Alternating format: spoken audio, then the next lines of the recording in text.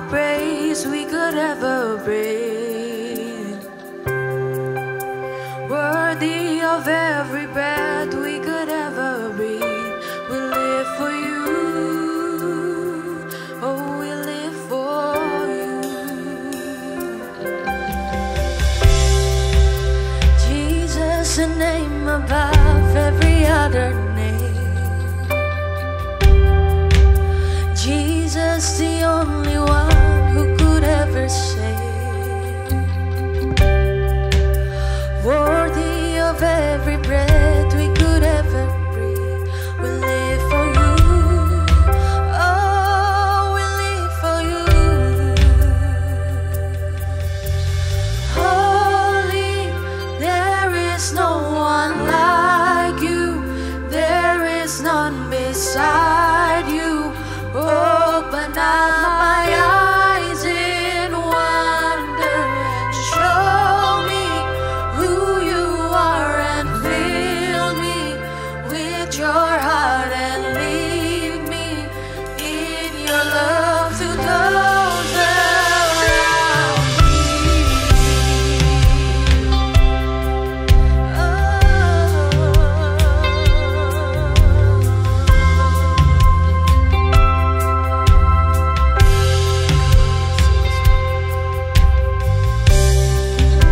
Jesus, the name above every other name. Jesus, the only one who could ever save. You're worthy of every breath we could ever breathe. We live for you, we live for you. Holy, there is no one like you, there is none beside you.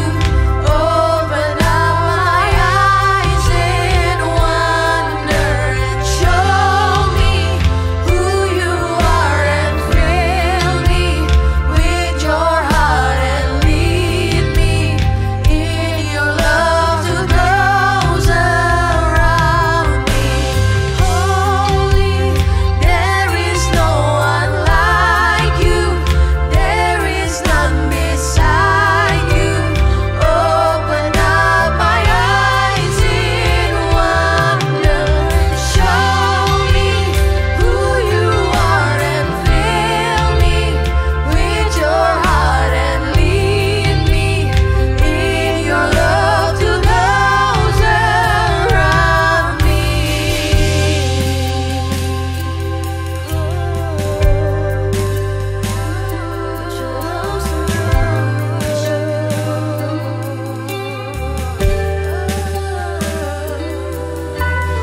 I will build my life upon your love.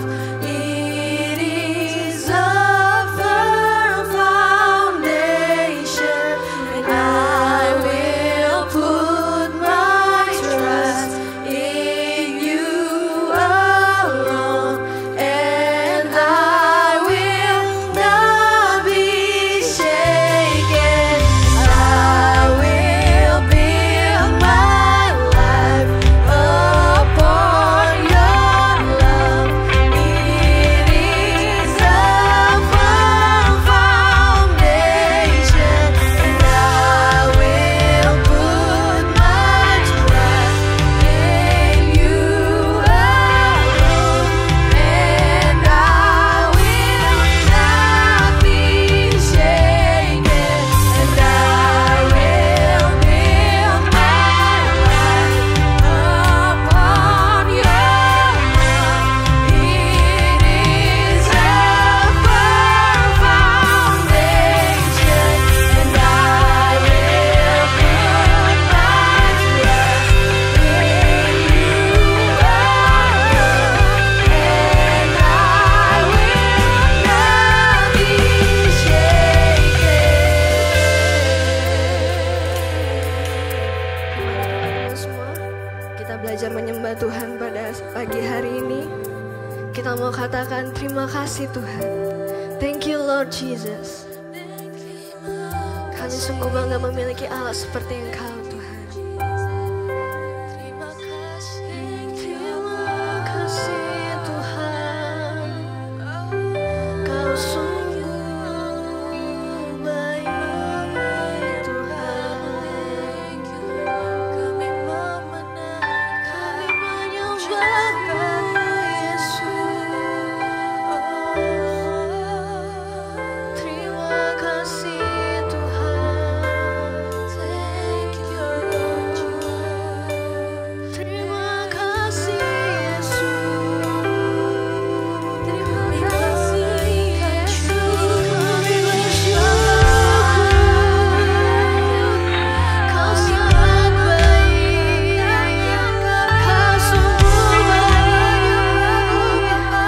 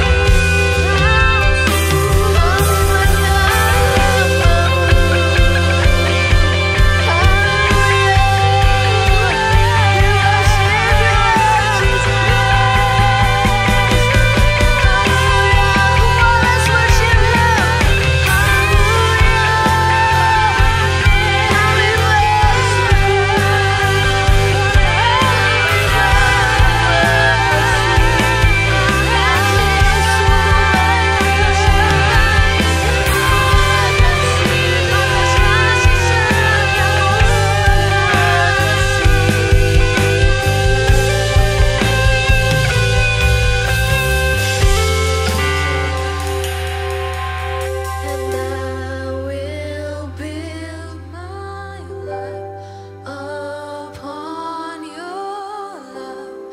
It is a firm foundation, and I will put my trust in you alone, and I will not be shaken.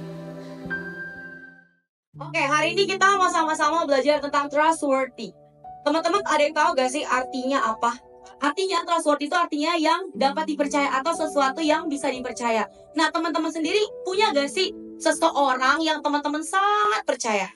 Ada yang punya gak? Bener banget, tadi yang jawab Tuhan Yesus, angkat tangannya. Nanti ketemu sama aku ya di belakang. Kamu keren banget, kamu berarti percaya bahwa Tuhan Yesus adalah pribadi yang bisa kita percaya. Kenapa sih Tuhan Yesus bisa kita percaya? Tapi sebelum kita bisa percaya sama Tuhan Yesus, atau kita percaya bahwa Tuhan Yesus adalah pribadi yang sangat-sangat kita percayai, yang paling bisa kita percayai, tapi sebelum itu, Tuhan Yesus lebih dulu percaya sama kita. Next slide, Kak. Makanya aku suka banget kalimat ini. Tuhan menciptakan manusia karena Tuhan percaya kepada manusia. Kalau saya suka banget kalimat ini, Tuhan menciptakan manusia karena Tuhan percaya. Artinya teman-teman gini, Tuhan menciptakan saya dan teman-teman semua yang ada di sini karena Tuhan percaya loh sama kita. Tuhan percaya sama kita dilahirin dari keluarga yang berbeda-beda. Even mungkin ada kakak adik di sini, ya oke lah sama lah orang tuanya gitu ya. Tapi dasarnya Tuhan menciptakan kita semua itu tuh punya tujuan yang berbeda-beda. Tapi ada satu visi Tuhan yang sama yang harus kita kerjakan. Karena Tuhan percaya sama manusia. Katakan, Tuhan percaya sama saya. Ya, kita harus percaya. Satu kalimat ini teman-teman harus ingat setiap hari bahwa Tuhan percaya sama saya. Kenapa Tuhan percaya sama kita? Karena pada dasarnya manusia diciptakan, boleh Kak next slide. Di Kejadian 1 ayat 28 bilang bahwa di sini dibilang ya, Allah memberkati mereka, lalu Allah berfirman kepada mereka. Kita baca bareng-bareng yuk. Kita baca bareng-bareng ya. 1, 2, 3. Beranak cuculah dan bertambah banyak, penuhilah bumi dan taklukkanlah itu. Berkuasalah atas ikan-ikan di laut dan burung-burung di udara dan atas segala binatang yang merayap di bumi. Artinya pada saat awal pertama kali Tuhan menciptakan manusia, karena Tuhan percaya bahwa manusia itu bisa menjadi rekan kerja Allah. Makanya Tuhan menciptakan manusia menurut gambar dan rupa Allah. Jadi saya percaya banget bahwa kita diciptakan Tuhan. Mungkin ada yang rambutnya panjang, ada yang kulitnya putih, ada kulitnya sawo. Sebenarnya tujuannya sama, nggak ada yang beda. Mungkin ada yang orang Batak, ada yang orang apa. Walau dari suku-suku yang berbeda, tapi Tuhan punya tujuan yang sama. Walaupun kita punya latar belakang yang berbeda, situasi yang berbeda, tapi Tuhan punya tujuan yang sama. Makanya Tuhan bilang, oh ya, kita dari awal kita adalah rekan sekerja Allah. Makanya Tuhan percaya sama manusia. Tapi teman-teman tahu ya, pada saat Tuhan menciptakan manusia dan di Taman Eden, akhirnya siapa yang gak percaya sama Tuhan? Adam dan Hawa. Khususnya pada saat jatuh, Hawa ya yang gak percaya. Tapi tolong jangan judge perempuan. Karena waktu pada saat saya sama teman-teman gitu ya, kami lagi bahas gitu, ada cewek sama cowok. Kalau teman-teman anak muda yang bahas tentang kejatuhan manusia, yang laki-laki ngomong, tuh kan gara-gara cewek sih yang masalah nih, makanya jadi jatuh dalam dosa kan, makanya jadi cowok dong kuat. Terus aku sama teman-teman bilang, enggak, gara-gara cowok nggak ada di sampingnya cewek, makanya cewek jatuh dalam dosa. Akhirnya berdebat terus salah-salahan. Nggak gitu konsepnya. Mau cewek mau perempuan, dasarnya manusia itu nggak taat sama Tuhan. Nah tapi pada nyatanya, kalau kita lihat di Kejadian ya teman-teman, Tuhan kan bilang ya, jangan makan tuh buah yang di situ, jangan dimakan. Tapi akhirnya apa? Mereka Hawa makan. Seringkali dalam kehidupan kita sehari-hari, Tuhan bilang, jangan lakuin itu ya. Atau di Alkitab bilang, oh harus hormat orang tua, harus mengampuni, harus dekat sama Tuhan, harus ini. Tuhan di Alkitab dibilang, mungkin kita apa? Mengasihi, mengampuni, kita harus melakukan kehendak Tuhan. Nah tapi seringkali kita bilang apa? Enggak deh Tuhan, enggak ah. Atau yang nggak Tuhan suruh kita lakuin. Contohnya apa? Wih keren banget. Betul. Terus main handphone berlebihan. Betul. Ada gak di Alkitab? Atau ada gak misalkan Tuhan bilang, main handphone lah 1 hari 10 jam, ada gak? Gak ada ya. Atau misalkan jangan ngomongin orang, atau jangan ngomongin kakak pembina. Kenapa sih kakak pembina tuh nyuruh mulu baca Alkitab, nyuruh mulu gereja, libur dulu apa libur? Healing time kayak gitu. Selalu kan healing time. Sudah capek kak, 4 hari 5 hari di sekolah les, terus kursusnya banyak banget, ntar aja deh ibadahnya. Kenapa sih harus dipaksa? Kadang seringkali kita sebagai manusia, kita sebagai orang-orang pengen punya kehendak kita sendiri. Betul ya? Jangankan sama Tuhan, sama orang tua aja kadang-kadang kita beda pendapat. Kita beda, orang tua kita kehendaknya misalkan, oh dari kecil mama mau kamu nanti kok udah gede jadi dokter ya. Ternyata kita nggak mau jadi dokter. Dipaksa, betul. Kerja paksa. Rajin baca buku nih kayaknya, tahu kerja paksa. Betul. Jadi ada paksa. Tapi seringkali kita punya beda hal. Sama kayak Tuhan sama kita. Tuhan juga punya tujuan atas hidup kita. Tuhan punya tujuan yang sama. Aku, teman-teman yang di sini yang remaja, teman-teman yang udah di atas 15 tahun, teman-teman di atas 20 tahun, Tuhan tuh punya tujuan yang sama atas kita semua.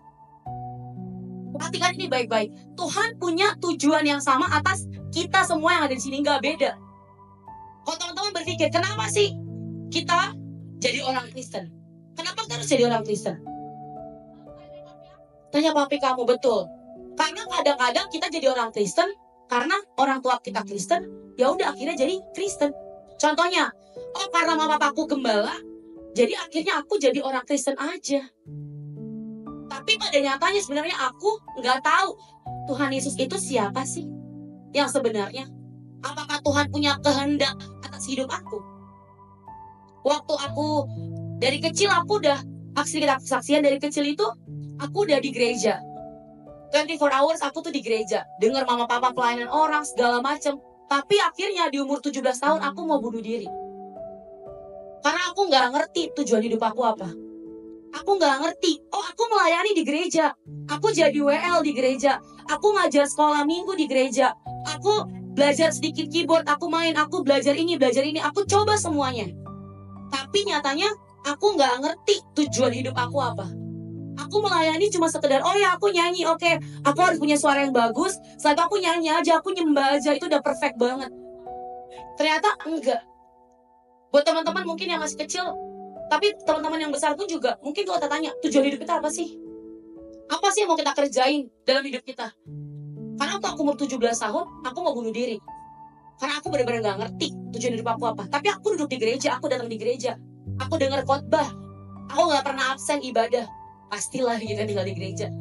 Tapi aku gak pernah absen buat dengar khotbah. Aku dengar, oh ya. Ya. Guru sekolah mingguku misalkan, atau waktu aku kecil, oh ya aku dengerin. Amin, doa, nyanyi. Udah, selesai. Gitu-gitu doang setiap minggu. Gak ada apa-apanya. Sampai akhirnya ada satu titik aku baru ngerti apa sih tujuan Tuhan. Dan ternyata Tuhan tuh punya visi. Dan pada saat aku mempercayai Tuhan, bahwa Tuhan itu punya hidup aku dipunyai Tuhan, dan Tuhan punya tujuan atas hidup aku. Makanya itu yang harus kita tahu sekarang. Hari ini aku mau bagiin ke teman-teman semua. Tadi tentang percaya sama Tuhan. Tuhan tuh lebih dulu loh percaya sama kita. Tadi teman-teman percaya, Tuhan lebih dulu percaya sama kita. Maka dari itu kita bisa percaya sama Tuhan.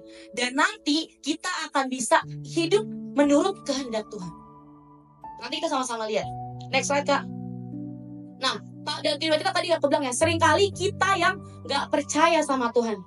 Kita yang gak kenal sama Tuhan. Kita yang gak mau denger apa sih yang Tuhan mau atas hidup kita. Contohnya gini, aku punya sahabat. Aku percaya sama dia. Dia bisa jaga rahasia aku misalkan. Aku lagi kesel sama mama. Aku cerita ke sahabat aku lagi kesel sama mama. Ternyata kalau aku gak percaya sama dia, atau ternyata dia gak jadi orang percaya, dia ngomong ke mamaku, Tante diomongin lo sama Alda.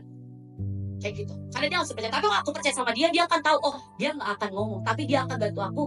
Kenapa masalahnya? Yuk berdoa, akan diselesaikan. Karena aku percaya. Aku akan bisa serahin hati aku. Sama, ketika kita percaya sama Tuhan, kita akan kasih seluruh hidup kita, ataupun kita kasih apapun hati kita kepada Tuhan. Contohnya misalkan kayak gini. Hari ini aku kasih laptop aku ke kamu misalkan. Tapi aku gak kenal siapa kamu. Jamin. Tapi kan aku gak tahu, aku baru ketemu kamu hari ini. Kira-kira menurut kamu, aku akan kasih laptop aku ke kamu gak? Kecuali aku kenal kamu udah 10 tahun. Aku kenal banget sama kamu. Aku akan kasih laptop aku ke kamu. Atau aku titipin 5 hari ya. Aku yakin kamu gak akan jual laptop aku. Bener gak? Kayak gitu. Tapi sama teman-teman yang lain. Kalau kalian gak kenal sama aku, kalian gak akan hari ini cerita, aku punya masalah. Gak akan. Karena kalian belum kenal aku. Sama halnya dengan kita hidup sama Tuhan. Karena Tuhan kenal sama kita, Tuhan yang ciptain kita, makanya Tuhan percaya sama kita. Dan tapi sekarang waktunya bukan lagi Tuhan yang percaya sama kita. Karena Tuhan tuh pasti percaya. Tapi kita yang percaya sama Tuhan. Makanya pada saat manusia jatuh dalam dosa, aku balik lagi, pada saat manusia jatuh dalam dosa, akhirnya Tuhan seperti, aku bilangnya gini, Tuhan tuh seperti sedih atau kecewa. Boleh kan next slide? Di Kejadian 6 ayat 5 sampai 8. Yuk kita baca sama-sama yuk. 1, 2, 3. Ketika dilihat Tuhan bahwa kejahatan manusia besar di bumi, dan bahwa segala kecenderungan hatinya selalu membuahkan kejahatan semata-mata, maka menyesallah Tuhan bahwa ia telah menjadikan manusia di bumi, dan hal itu memilukan hatinya. Next slide. Berfirmanlah Tuhan, aku akan menghapuskan manusia yang telah kuciptakan itu dari muka bumi, baik manusia maupun hewan dan binatang-binatang melata dan burung-burung di udara, sebab aku menyesal bahwa aku telah menjadikan mereka. Tetapi Nuh mendapat kasih karunia di mata Tuhan. Bayangin deh teman-teman, awalnya Tuhan diciptain manusia, Tuhan percaya sama manusia. Tapi karena manusia nggak taat, Tuhan sampai bilang apa? Aku menyesal telah menciptakan manusia. Bayangin itu, betul, Tuhan nangis karena nggak taat. Bayangin deh teman-teman, kalau kita nggak taat sama Tuhan, betapa hancurnya hati Tuhan. Tuhan sampai bilang loh, aku menyesal. Bayangin, Tuhan yang menciptakan manusia, Tuhan sampai bilang, aku menyesal. Karena apa? Karena manusia nggak taat. Bayangin deh, kalau kita nggak taat. Aku suka. Dulu aku waktu pertama kali aku selalu bilang sama Tuhan, Tuhan maafin aku. Kalau aku suka buat hati Tuhan sih. Karena aku nggak mikirin apa yang ada dalam hatinya Tuhan. Tuhan mau apa sih? Kayak misalkan kita punya orang tua, atau kita punya kakak, atau punya siapapun, kita pasti akan pengen tahu, pengen buat orang tua kita bangga, bener ya? Teman-teman belajar di sekolah, dapat nilai bagus, pasti pengen buat orang tua bangga. Atau misalkan orang tua ngomong, mama nggak bangga punya anak kayak kamu. Pasti kita apa? Sakit. Hati kita sakit. Atau misalkan kita udah ngelakuin yang terbaik, tapi orang tua kita bilang, enggak bangga, mama nggak bangga sama kamu. Nggak ada reward yang orang tua kita kasih ke kita. Kita pasti akan sedih. Tapi bayangin Tuhan loh ya, Tuhan yang nyiptain kita. Tuhan sampai bilang, aku menyesal dan sedih. Karena apa? Karena manusia nggak tahu.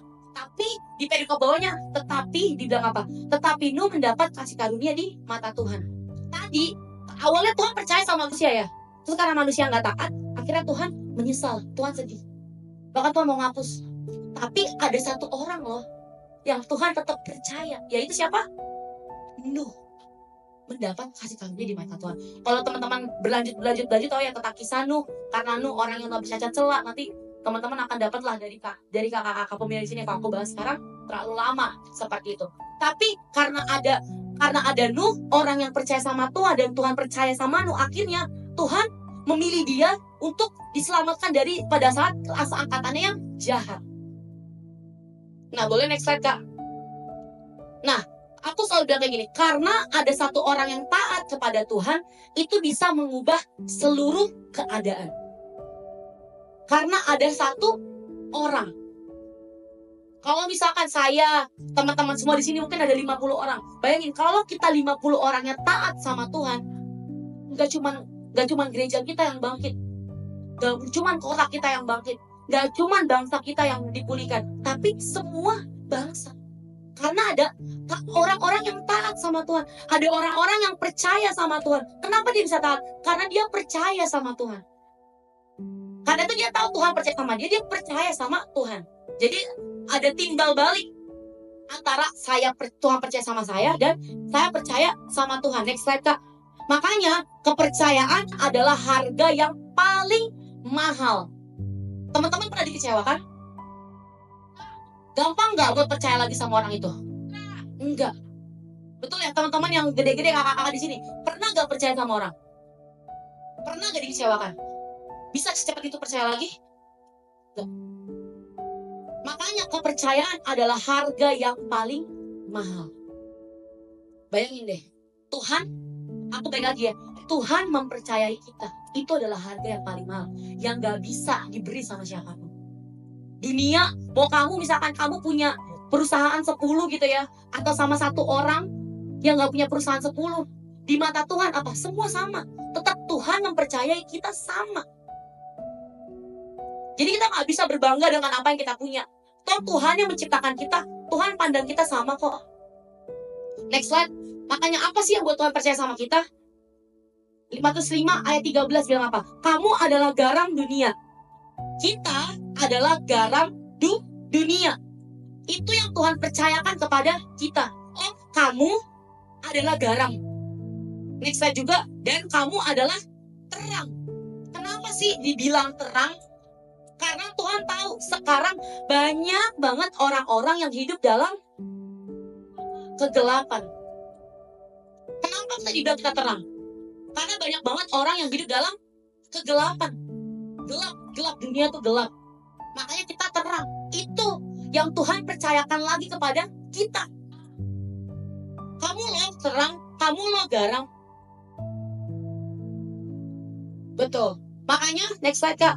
Tuhan mempercayai kita karena Tuhan kenal siapa kita. Tuhan ciptain kita karena Tuhan kenal. Teman-teman siapa garam dan terang? Katakan, saya adalah garam dan terang. Belum semuanya. Saya adalah garam dan terang. Amin. Kita adalah garam dan terang. Tapi next slide Kak. Tapi sekarang posisinya kita percaya gak sama Tuhan? Kita percaya gak sama identitas yang Tuhan kasih ke kita? Kalau kita gak percaya, kita akan berperilaku seperti anak-anak yang gampangan. Kalau kita terang, di dalam kegelapan, kita terang. Kita harus berdampak. Makanya impact, kasih dampak. Kasih dampak ke orang banyak. Kenapa kita bisa kasih dampak? Karena kita tahu, oh Tuhan percayalah sama kita. Makanya Tuhan tempatin kita di sini. Oh, aku harus berdampak karena aku adalah garam dan terang. Kalau kita lupa, ya kita nggak akan ngapa-ngapain. Simple banget. Makanya next slide. Makanya kalau bukti dari kita mempercayai Tuhan adalah kita ada action atau aksi. Apa yang mau kita lakuin kalau kita percaya? Betul. Apa yang mau kita lakuin? Apa yang mau kita percayain kalau kita adalah garam dan terang? Pada saat aku berpikir, Tuhan, benar gak sih Tuhan bahwa Tuhan bisa pakai anak-anak muda? Tuhan bisa gak sih pakai anak-anak remaja sampai kita yang anak-anak muda yang di sini yang even yang kata manusia tuh anak muda tuh masih labil, anak muda tuh masih nggak ada apa-apanya, atau anak-anak remaja, anak-anak muda tuh yang masih kayak aduh mereka fokus aja deh tentang tujuan hidup atau sukses aja deh atau kejar impian atau cobain aja masa muda, cobain aja semua yang ada dalam dunia, cobain aja, cobain. Tapi pada saat kenyataannya, pada saat aku bertemu dengan anak-anak muda yang bukan cuma dari Indonesia, aku benar-benar tahu, wah ternyata Tuhan tuh percaya sama kita, itu tuh bener-bener loh. Nggak bohongan loh. Tuhan percayain kita sebagai anak-anak muda, sebagai orang-orang yang Tuhan percayain, ternyata bener loh. Tuhan tuh nggak bohong loh. Pada saat aku denger kesaksian, aku denger bagaimana Tuhan bekerja atas anak-anak muda, itu bener loh. Dan kalau kita percaya juga sama Tuhan bahwa kita adalah garam dan terang, ada tujuan Tuhan. Ada maksud Tuhan. Kenapa? Karena Tuhan mau punya tujuan. Tuhan punya satu tujuan. Kehendak Tuhan. Teman-teman tahu ya, Tuhan sudah pernah datang ya. Percaya? Percaya ya, Tuhan mati di atas kayu salib. Dan Tuhan bangkit pada hari yang ketiga. Terus setelah itu Tuhan naik ke sorga. Dan setelah itu diem aja Tuhan di sorga. Setelah Tuhan naik ke sorga, apa yang akan Tuhan bilang? Mengirimkan Roh Kudus, dan setelah itu Tuhan akan datang kembali. Jangan lupa teman-teman, Tuhan Yesus udah datang dan Tuhan Yesus akan datang kembali. Makanya Tuhan bilang kamu adalah garam dan terang. Kamu harus menerangi orang-orang yang di dalam kegelapan. Dan kamu harus jadi dampak. Kamu harus bagikan tentang kasih Tuhan. Karena Tuhan tadi kan dibilang kita dari awal ya, kita adalah rekan sekerja Allah. Ada tujuan Tuhan yang Tuhan percaya sama kita. Dan seringkali ini yang kita lupakan. Bahwa kita itu adalah rekan sekerja Allah. Makanya Tuhan bilang apa? Di sini dibilang, oh kalau Tuhan Yesus mau datang, Injil itu harus diberitakan di seluruh dunia. Menjadi kesaksian bagi semua bangsa. Sesudah itu Tuhan akan datang segera.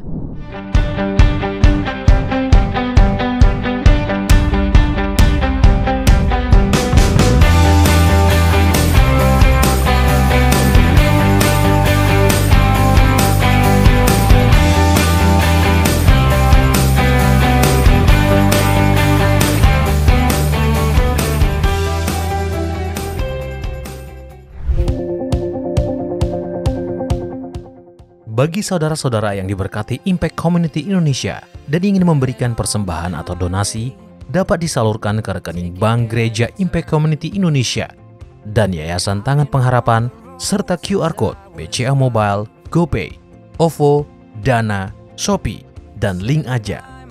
Ibadah Impact Community Indonesia menjadi 5 sesi. Ibadah jam 8 pagi, jam 10, jam 12 siang, jam 3 sore, dan jam 5 sore. Seluruh ibadah berlangsung on-site di Mall of Indonesia, lantai P3, Kelapa Gading, Jakarta Utara. Bagi jemaat yang ingin mengikuti secara online, ibadah live streaming dapat diikuti pada pukul 10 pagi waktu Indonesia Barat di YouTube Impact Community Indonesia. Mari bersama-sama untuk datang dan mengikuti 60 Minute Worship secara on-site setiap Rabu malam, pukul 19.30 waktu Indonesia Barat. Langsung di Gereja Impact Community Indonesia, Mall of Indonesia lantai P3. Mari bawa keluarga dan ajak orang-orang yang Anda kasihi. Impact Community Indonesia Friday Service. Ibadah setiap hari Jumat yang ditayangkan secara online pukul 19 waktu Indonesia Barat. Ibadah Saturday Service. Ibadah Sabtu Impact Community Indonesia ditayangkan online setiap Sabtu pukul 19 waktu Indonesia Barat di YouTube Impact Community Indonesia. Setiap ibadah online Impact Community Indonesia sudah tersedia subtitle dalam bahasa Indonesia, bahasa Inggris, dan Mandarin. Anda dapat mengaktifkan dengan klik tombol CC atau closed caption pada layar Anda. Mari bergabung dalam doa kesembuhan dan perlindungan Tuhan setiap Selasa di YouTube Impact Community Indonesia. spesial bagi kaum muda. Ibadah Impact Youth pukul 17 waktu Indonesia Barat di Mall of Indonesia lantai P3. Bagi jemaat di luar kota Jakarta dapat menyaksikan ibadah youth secara online di YouTube Impact Community Indonesia. Bagi Anda yang ingin tahu lebih banyak tentang firman Tuhan, dapat bergabung dalam Bible Study Impact Community Indonesia melalui virtual setiap 2 minggu sekali pada hari Sabtu pukul 9 pagi waktu Indonesia Barat. Pendaftaran ini gratis dan dapat dilakukan dengan mengisi form registrasi melalui scan QR Code atau dapat menghubungi nomor yang tertera di layar Anda. Saksikan Menabur Cinta untuk Indonesia setiap Sabtu jam 11 waktu Indonesia Barat di YouTube Tangan Pengharapan. Ikuti Daily Devotion setiap hari Senin sampai dengan Jumat jam 6 pagi waktu Indonesia Barat di YouTube Hani Kristianus serta pukul 7 pagi waktu Indonesia Barat di YouTube Yohanes Kristianus.